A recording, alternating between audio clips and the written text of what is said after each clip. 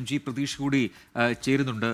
ഇപ്പോൾ പ്രതീഷ്, ഇപ്പോൾ റഹീസും പറഞ്ഞത് അതാണ്, MP മാരുമായി സംസാരിച്ചപ്പോൾ കിട്ടിയ വിവരങ്ങളാണ് പ്രാഥമികമായി ലഭിക്കുന്നത്. അത് എന്ത് തരത്തിലുള്ള സാങ്കേതിക പിഴവാണ് ഉണ്ടായത് എന്നതിനെക്കുറിച്ചൊന്നും കൂടുതൽ വിവരങ്ങൾ ഈ ഘട്ടത്തിൽ ലഭിച്ചിട്ടുമില്ല. നമ്മുടെ മനസ്സിലൊക്കെ ഈ അഹമ്മദാബാദിലെ വിമാന അപകടമൊക്കെ ഉള്ളതുകൊണ്ട് ഇത്തരം സംഭവങ്ങൾ ഉണ്ടാകുമ്പോൾ അതിൽ ആശങ്കയും ഒക്കെ കൂടുതലാണ്. ഇതിപ്പോൾ എയർപോർട്ട് അതോറിറ്റിയിൽ നിന്നും നമുക്ക് എപ്പോഴായിരിക്കും ഈ വിശദാംശങ്ങൾ ലഭിക്കുക? എയർ ഇന്ത്യയുടെ ഏത് വിമാനമാണ്, അത് ബോയിങ് തന്നെയാണോ എന്നൊക്കെയുള്ള വിശദാംശങ്ങളൊക്കെ ഇപ്പോൾ പുറത്തു വരുന്നുണ്ടോ പ്രതീഷ്? പ്രജിൻ, ഇതിന്റെ കൂടുതൽ വിശദാംശങ്ങൾ അല്പസമയത്തിനകം തന്നെ പുറത്തു വരുമെന്നതാണ് മനസ്സിലാക്കാൻ കഴിയുന്ന കാര്യം. നമുക്ക് ഇപ്പോൾ അറിയാൻ കഴിയുന്നത് പ്രാഥമികമായ വിവരങ്ങളാണ്. അതാ വൈകുന്നേരം 7:50 തിരുവനന്തപുരത്ത് നിന്ന് പുറപ്പെട്ട എയർ ഇന്ത്യയുടെ 2455 എന്ന നമ്പർ വിമാനമാണ് ചെന്നൈയിൽ അടിയന്തര ലാൻഡിംഗ് നടത്തേണ്ടി വന്നത്. 7:50 കൂടി തന്നെ ഈ വിമാനം തിരുവനന്തപുരത്ത് നിന്ന് പുറപ്പെട്ടിരുന്നു. ഈ വിമാനത്തിലാണ് KC വേണുഗോപാൽ ഉൾപ്പെടെയുള്ള MP മാരുണ്ടായിരുന്നത്. മാധ്യമങ്ങൾക്ക് മുന്നിൽ ഈ KC വേണുഗോപാൽ ബൈറ്റ് നൽകിയത് ഈ വിമാനത്തിൽ പോകുന്നതിന് തൊട്ട് മുമ്പായിരുന്നു. അങ്ങനെ പോയ വിമാനമാണ് സാങ്കേതിക തകരാറിനെ തുടർന്ന് ചെന്നൈയിൽ അടിയന്തര ലാൻഡിംഗ് നടത്തേണ്ടി വന്നത്.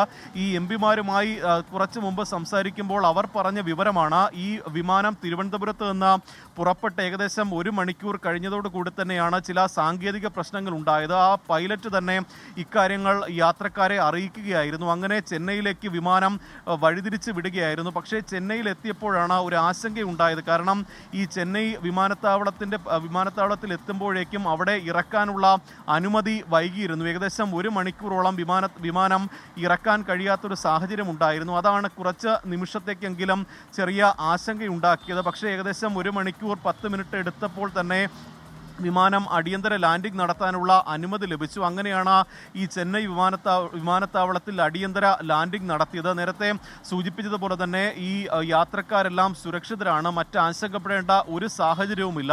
ഈ അറിയിപ്പ് പൈലറ്റിൽ നിന്ന് ലഭിച്ച ഉടൻ തന്നെ വേണ്ട എല്ലാ മുൻകരുതലുകളും അടിയന്തര സജ്ജീകരണങ്ങളെല്ലാം തന്നെ ചെന്നൈ വിമാനത്താവളത്തിൽ സജ്ജമാക്കിയിരുന്നു. പക്ഷേ ഒരു തരത്തിലും മറ്റ് പ്രശ്നങ്ങളൊന്നും തന്നെ ഇല്ലാതെ സേഫായി തന്നെ വിമാനം ചെന്നൈ എയർപോർട്ടിൽ ലാൻഡ് ചെയ്തു. ഈ സാങ്കേതിക തകരാർ നിലവിൽ പരിഹരിച്ചു എന്നതാണ് നമുക്ക് മനസ്സിലാക്കാൻ കഴിയുന്ന കാര്യം. ഈ റഡാറുമായുള്ള ചില ഈ ബന്ധം കിട്ടാത്തതാണ് ഈ സാങ്കേതിക പ്രശ്നങ്ങൾക്ക് ഇടയാക്കിയത് എന്നുള്ള പ്രാഥമിക വിവരം മാത്രമാണ് ഇപ്പോൾ പുറത്തു വരുന്നത്. ഈ സാങ്കേതിക തകരാർ ഇതിനോടകം തന്നെ പരിഹരിച്ചിട്ടുണ്ട്. ഈ യാത്രക്കാരെ ആ വിമാനത്തിൽ നിന്ന് ഈ മറ്റൊരു ടെർമിനലിലേക്ക് മാറ്റിയിട്ടുണ്ട്. 12:30 കൂടി തന്നെ അവിടെ നിന്ന് വിമാനം ടേക്ക് ഓഫ് ചെയ്യുമെന്ന വിവരം യാത്രക്കാർക്കും MP മാർക്കും ഈ എയർപോർട്ട് അതോറിറ്റി ഇതിനോടകം തന്നെ നൽകിയിട്ടുണ്ട്. എന്തായാലും നിലവിൽ ആശങ്കപ്പെടേണ്ട സാഹചര്യം ഒന്നും തന്നെ ഇല്ല. പ്രജിൻ, യെസ്, അപ്പോൾ റഡാറുമായുള്ള ബന്ധം വിച്ഛേദിക്കപ്പെട്ടിരുന്നു, അല്ലെങ്കിൽ അതിലാണ് സാങ്കേതികമായ പ്രശ്നങ്ങൾ ഉണ്ടായത് എന്നാണ് മനസ്സിലാക്കാൻ കഴിയുന്നത്. അത് ഏത് എയർബസ് ആണ്, അത്തരം വിശദാംശങ്ങളൊക്കെ വരും മണിക്കൂറിൽ ലഭിക്കും എന്നാണ് മനസ്സിലാക്കാൻ കഴിയുന്നത്. എന്തായാലും നേരത്തെ തിരുവനന്തപുരത്ത് നിന്നും ഡൽഹിയിലേക്ക് പോകേണ്ടിയിരുന്ന വിമാനമാണ് ഈ രീതിയിൽ തിരിച്ച്, അല്ലെങ്കിൽ തിരുവനന്തപുരത്തേക്ക് വരേണ്ടിയിരുന്ന വിമാനമാണ് ഈ രീതിയിൽ അവിടെ ചെന്നൈയിലേക്ക് മാറ്റി വിടേണ്ടി വന്നത്. അതുമായി ബന്ധപ്പെട്ട ഒരു ആശയക്കുഴപ്പമൊക്കെ ഇപ്പോൾ മാറി, അത് തകരാർ പരിഹരിച്ച് ഉടൻ തന്നെ പുറപ്പെടാൻ കഴിയും എന്നാണ് ഇപ്പോൾ പുറത്തുവരുന്ന ഏറ്റവും പുതിയ വിവരങ്ങൾ. തിരുവനന്തപുരം ഡൽഹി വിമാനമാണ് ഈ രീതിയിൽ ചെന്നൈയിലേക്ക് തിരിച്ചുവിട്ട് അവിടെ യാത്രക്കാർക്ക് ഇറങ്ങേണ്ടി വന്നത്. മറ്റൊരു വിമാനം അറേഞ്ച് ചെയ്യുമെന്നൊക്കെ ഇപ്പോൾ അവിടെ പറയുന്നു. അതോടൊപ്പം തന്നെ അതിൽ കൂടുതൽ വിശദാംശങ്ങൾ ഇനി പുറത്തു വരേണ്ടതുണ്ട്. റഹീസ്, പുതിയ വിവരങ്ങൾ ഉണ്ടോ? ഏത് കമ്പനിയുടെ എയർ ഇന്ത്യയുടെ തന്നെ ഏത് വിഭാഗത്തിൽപ്പെട്ട വിമാനമാണ്? അതിൽ എത്ര യാത്രക്കാരാണ് ആകെ ഉണ്ടായിരുന്നത്? അത്തരം വിവരങ്ങളൊക്കെ പുറത്തു വരുന്നുണ്ടോ?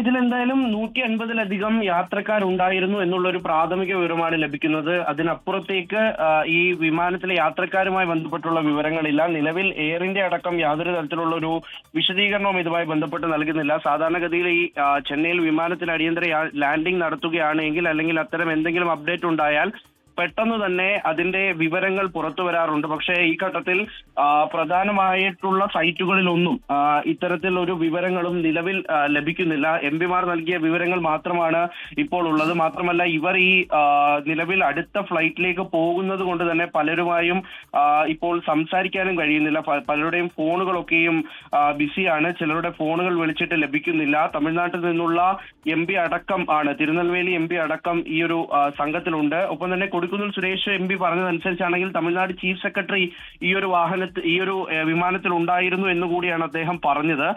അദ്ദേഹവുമായിട്ടുള്ള ഫോൺ സംഭാഷണവും പകുതി വെച്ച് നിന്നു പോവുകയായിരുന്നു. അദ്ദേഹവുമായും പൂർണ്ണമായും സംസാരിക്കാൻ കഴിഞ്ഞിട്ടില്ല. നിലവിൽ എന്തായാലും 12:30 പുറപ്പെടാൻ കഴിയും എന്നാണ് പറയുന്നത്. പക്ഷെ ആ സമയത്ത് മറ്റ് ടേക്ക് ഓഫുകൾ ഉണ്ട് എന്നുണ്ടെങ്കിൽ വിമാനം അല്പസമയം കൂടി അത് വൈകാനും സാധ്യതയുണ്ട്. എന്തായാലും MP-മാര് നാളെ പാർലമെന്റിലേക്ക് പോകാനുള്ള MP-മാരാണ്. അവിടെ വലിയ പ്രതിഷേധമൊക്കെയും നാളെ ഇന്ത്യ മുന്നണിയുടെ ഭാഗത്തു നിന്നുണ്ട്. ഒപ്പം KC വേണുഗോപാൽ MP കോൺഗ്രസിന്റെ സംഘടനാ ജനറൽ സെക്രട്ടറി അടക്കമുള്ള വിമാനമാണ്. അപ്പോൾ അവർ അത് കൃത്യമായി എന്തായാലും ചാർട്ട് ചെയ്തിട്ടുണ്ട്. MP-മാർക്ക് അധികം സമയമെടുക്കാതെ തന്നെ അവർക്ക് കൃത്യം ലക്ഷ്യസ്ഥാനത്ത് എത്താൻ കഴിയും. ഒപ്പം തന്നെ ഈ ഇത്തരത്തിൽ ഡൽഹിയിലേക്ക് പോകുന്ന അത്രയും യാത്രക്കാർക്കും അത് 12:30 തന്നെ ഇവിടെ നിന്ന് വിമാനം തിരിക്കും എന്നുള്ള വിവരം പുറത്തു വരുന്നുണ്ട്. അല്ലാതെ ഈ അപകടവും അല്ലെങ്കിൽ ഈ ഒരു തരത്തിലൊരു ആശങ്ക ഉണ്ടാക്കുന്ന ഒരു സംഭവവുമായി ബന്ധപ്പെട്ട കൂടുതൽ വിവരങ്ങൾ എന്തായാലും ഈ ഘട്ടത്തിൽ എയർപോർട്ട് അതോറിറ്റിയിൽ നിന്ന് തന്നെ പുറത്തു വരേണ്ടതുണ്ട്. സാധാരണഗതിയിൽ അങ്ങനെ പുറത്തു വരാറുമുണ്ട്. ഇന്നലെയും ചെന്നൈയിൽ ഇത്തരത്തിലൊരു അടിയന്തര ലാൻഡിംഗ് നടന്നിരുന്നു. ബാംഗ്ലൂരിലേക്ക് പോയ ഒരു വിമാനം ഇത്തരത്തിൽ അടിയന്തര ലാൻഡിംഗ് നടത്തുകയുണ്ടായി. അപ്പോൾ അങ്ങനെ നിലവിൽ കൂടുതലായി ഈ വിമാനങ്ങളുടെ അടിയന്തര ലാൻഡിംഗ് വരുമ്പോൾ നേരത്തെ പ്രജിൻ സൂചിപ്പിച്ചതുപോലെ തന്നെ ഈ സുരക്ഷയുമായി ബന്ധപ്പെട്ടുള്ള വലിയ ആശങ്കകൾ ഉണ്ടാകുന്നുണ്ട്. നമ്മുടെ കൺമുന്നിൽ പല തരത്തിലുള്ള അപകട വാർത്തകളും വിവരങ്ങളും ഒക്കെ പുറത്തു വരുമ്പോൾ ഇത് വലിയ തോതിൽ ആശങ്ക ഉണ്ടാക്കുന്നുണ്ട്. എന്തായാലും ആ MP-മാരുടെ സംസാരത്തിൽ നിന്നും അത്തരത്തിലൊരു ആശങ്കയുടെ സ്വരം നമ്മൾ കേൾക്കുകയും ചെയ്തതാണ്. തുടരുക. അപ്പൊ എന്തായാലും ഇതിന്റെ കൂടുതൽ വിശദാംശങ്ങൾ വരും മിനിറ്റുകളിൽ ലഭ്യമാകുമെന്ന് പ്രതീക്ഷിക്കുന്നു.